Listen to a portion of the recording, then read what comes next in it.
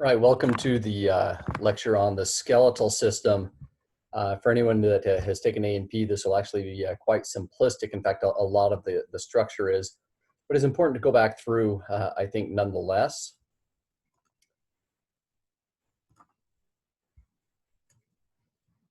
So here is the lecture outline for the week. Since we're talking about the skeletal system, and we're not just talking about the skeleton, that means we're including both the bones as well as the joints as part of that system. And some of your reading and some of the material you will cover will be related to this. I do have a short list of functions here that the skeletal system is responsible for. If you closed your eyes and thought about it, you could probably think of most of these on your own anyway. The one you might miss would be down here at the bottom, blood cell production, but certainly the skeleton is involved with the support and protection, and because the muscles pull on it, movement as well. And mineral storage, because it's a great place to keep calcium, as well as some other minerals. There are some different types of bone. So these are basically, I'm categorizing them in two ways. One are the long bones. These are the ones that are primarily found in your upper and lower limbs, although that's not the only place that they are found. The bones in your fingers, the phalanges, those are actually considered long bones. It actually has to do with the way that they develop. So even though they're like your pinky finger is going to be some shorter bones there, but that's still considered a long bone. The long shaft in the middle of the bone, the official name for that is diaphysis. Then the enlarged ends of the bones are the epiphyses, with one at either end. And then those epiphyses are going to be covered on the ends by articular cartilage, where those are going to interact with other bones. The diaphysis, as described here, is a shaft of compact bone. We basically have two different kinds of bone: compact bone and spongy bone. Compact bone is quite dense, so not all bone can be compact bone because we would just be too heavy if that were the case. But the diaphysis gets this compact bone on the outside, and in the middle is actually a hollow area called the marrow cavity. It can have other names as well, but because there's yellow bone marrow there, just think of it as the marrow cavity, or specifically what's called yellow bone marrow. The other types of bones I've just categorized into one category here, and that's flat, short, or irregular. I'm going to increase this so we can maybe see it a little bit more easily.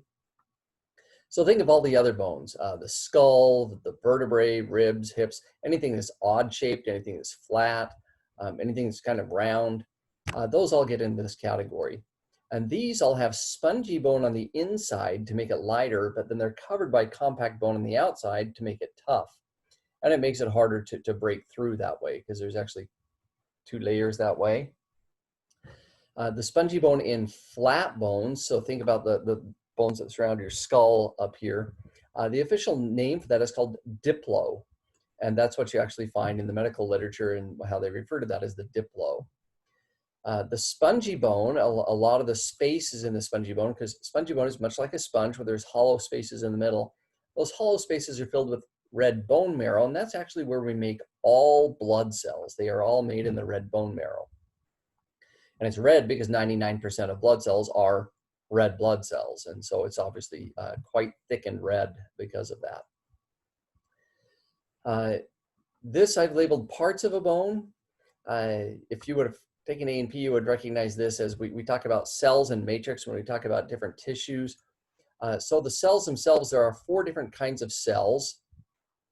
3 really that we are going to talk about.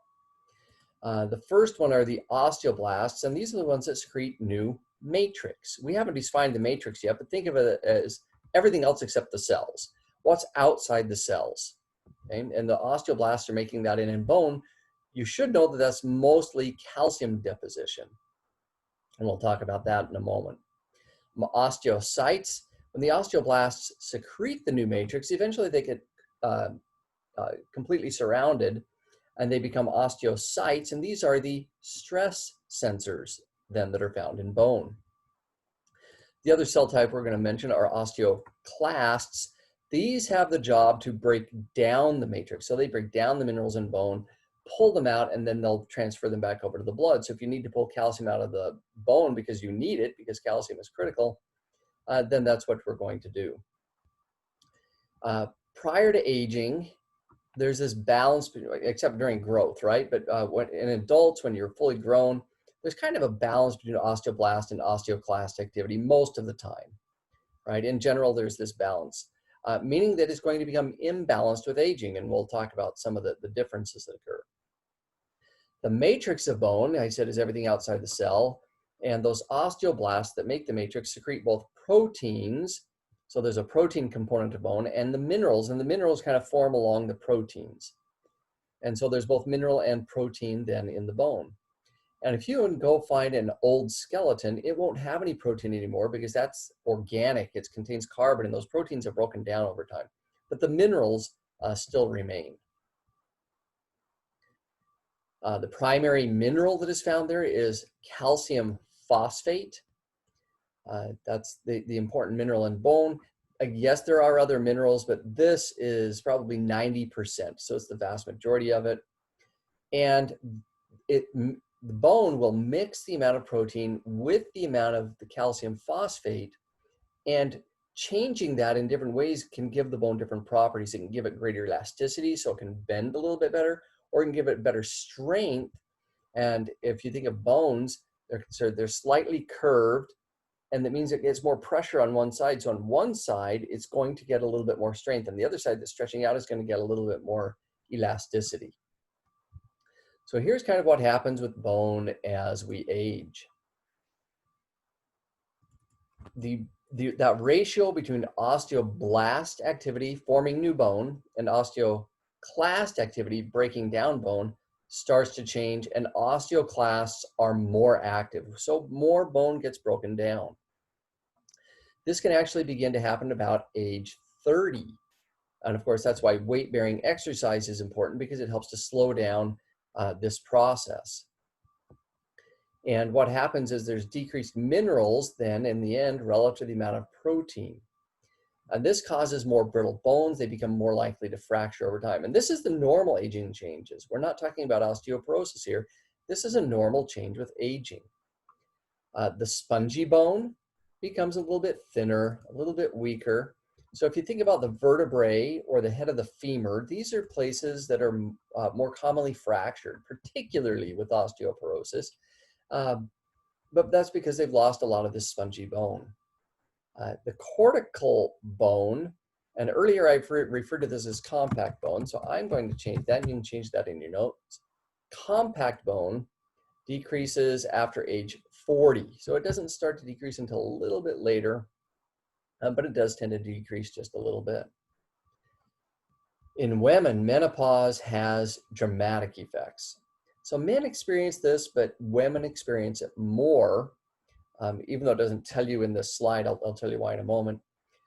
So in Roman numeral 1 here, after menopause, the amount of bone loss increases 2 to 3 times more. So it greatly accelerates. And the reason here is that estrogen helps to maintain bone. With the loss of estrogen, the osteoclasts become far more active, and so they start to break down bone a lot more. Well, over about 10 years, that represents about a 10 to 15% decrease in the amount of, again, we were calling this compact bone. Originally wrote these notes from a from a textbook that I used many years ago, and I still find some errors in them once in a while. So an average is about 1% decrease per year in the amount of compact bone. So it's not this really fast bone loss, but over time, that can be meaningful, because that then means that individual is probably more likely to have a fracture. So if you compare a 70-year-old woman and a 20-year-old woman, the 70-year-old woman, this says she has half as much bone. Think of it, her bones are about half as dense, right? Her bones are still there. She still has all of her bones, but they're about half as dense as they used to be. So at a much higher risk of fracture. Fractures in elderly individuals. And I tried not to say the elderly in my notes anymore, because that's considered bad taste. rather using it as an adjective and saying elderly individuals or the elderly population. But fractures are a problem, not just because they're a fracture and they take longer to heal. That's the problem. If somebody is now stuck without moving for a much longer period of time, well, if they're on bed rest, if they can't get up out of bed because of it, well, now they have the increased risk of bed sores or the decupitous ulcers that we talked about with the integumentary system.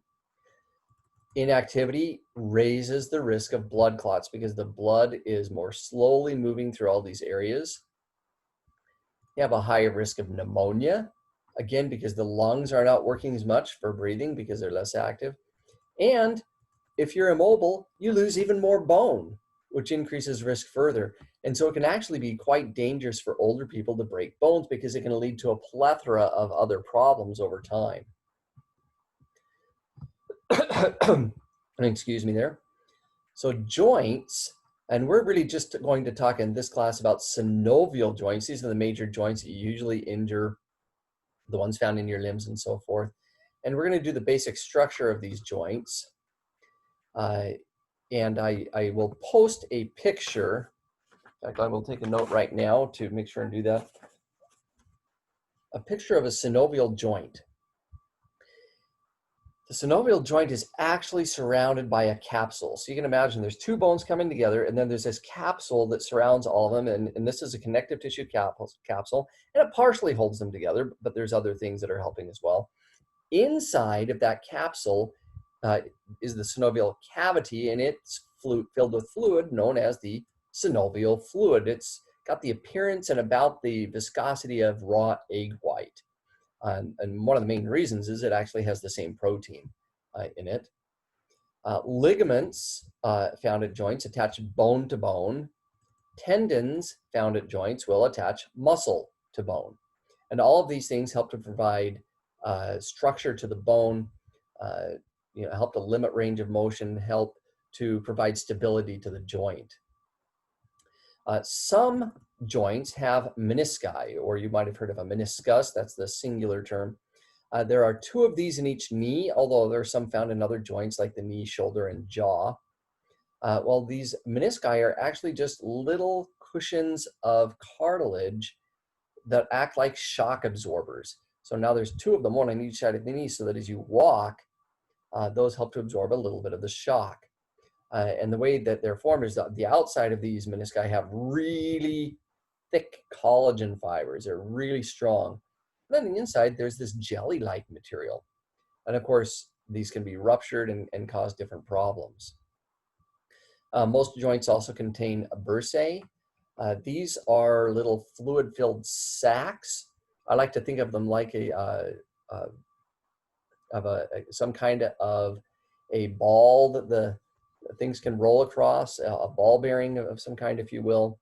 And so if you, at a joint, you have a tendon and a ligament and a muscle and bone structures, and now you've got two structures moving past each other when the muscle contracts and that pulls, well, that can cause a lot of friction. And these fluid-filled sacs are actually placed between those, so now as they move back and forth, they have that fluid-filled sac to reduce the friction there. And of course, if you get bursitis, that's inflammation of one of these bursae. So what stabilizes the joints and holds them together? We talked about a few of these things. The ligaments, the joint capsule helps a little bit. Some joints, the shoulder and hip, have what are called labra, or labrum is the singular there. These are like little capsules that extend out. These are the joints, they're ball and socket joints. So the end of the femur, the end of the humerus, both have the ball on the end of the bone. And a labrum is kind of like this piece of cartilage that extends out from the joint and wraps itself around it to help provide more stability. But the thing that actually provides the most joint stability are the tendons that cross the muscle and then cross the joints and attach to the muscles. And that's because the muscles always have this slight degree of tension in them called muscle tone, not what you think of as muscle tone. This is physiological muscle tone. Well, it actually provides a slight contraction so that the muscle is slightly pulling on the tendons, slightly pulling on the bones, holding them together and helping to provide that stability there. The important functional component of joints is called range of motion. And if anyone's ever recovered from an injury, they talk about range of motion. This is also true in older individuals. And it's important for things like quality of life. Because if you don't have a lot of range of motion, especially what's called here the pain-free range of motion, you may be limited in activities, and this can happen in older individuals, either because of joint injuries or osteoarthritis, or from the growth of bone spurs, or a variety of things can start to limit the joint range of motion. And of course, it says here related to injury risk, if you have lower range of motion, you also have a higher risk of injury. I also wanted to spend some specific time just talking about vertebrae, because this ends up being a common issue in older individuals, and it actually can start at a younger age. Well, to me, it's a younger age. To you, it's still probably an older age, in somebody in their 40s. So all of your vertebrae have a disc of something called fibrocartilage in between. It's actually the same kind of thing that we found in the menisci in the knee. And so in between every vertebrae is that the intervertebral disc, and they just act as a shock absorber now between those two vertebrae. And every single vertebrae has those in between. And this has the same description as before. There's this tough outer coating and then this thick jelly-like substance on the inside. These discs can rupture. They can actually bulge. So you've got this disc, but it's bulging to one side, and that can push on spinal nerves. And so there can be some different problems that arise from that. And it's particularly common in the low back, right where the vertebrae hits the sacrum at the low back is the most common place. Well, in between every single vertebrae, you have spinal nerves that come out. You have 31 pairs of spinal nerves, starting up between your top vertebrae and the base of your skull. And then they actually continue even down into the sacrum, and then between the sacrum and the coccyx, which is the little tiny tailbone. Well, the problem is if these intervertebral discs rupture, they cause problems. If these vertebrae become displaced, so instead of sitting on top of each other perfectly, one shifts just a little bit, it can start to compress on that nerve. It can cause pain, it can cause weakness, it can cause tingling, it can cause numbness, a variety of things, kind of depending on where it's pushing and what is going on there. Why does this vertebral displacement take place? Years of poor posture, picking things up wrong, slouching all the time, not using proper support, biomechanics, that comes back to lifting things properly again. Weak muscles, and this is an important reason to have strong core muscles. It's abdominals, hips, low back, different muscles involved there, but it helps to stabilize that whole area. Sometimes therapy can actually help to correct this, and there's some different things, but in extreme cases, surgery can be required. And you can see here with the ruptured disc, that's actually surgery. I've known many individuals that have actually gone through that. Something else that can happen to the vertebrae with aging is kyphosis, and this is a widow's hump. This is a little bit more common with osteoporosis because the hump will start to bulge out. It's really a curve in the spine and the upper back that normally is quite mild, but this overemphasizes that particular curve.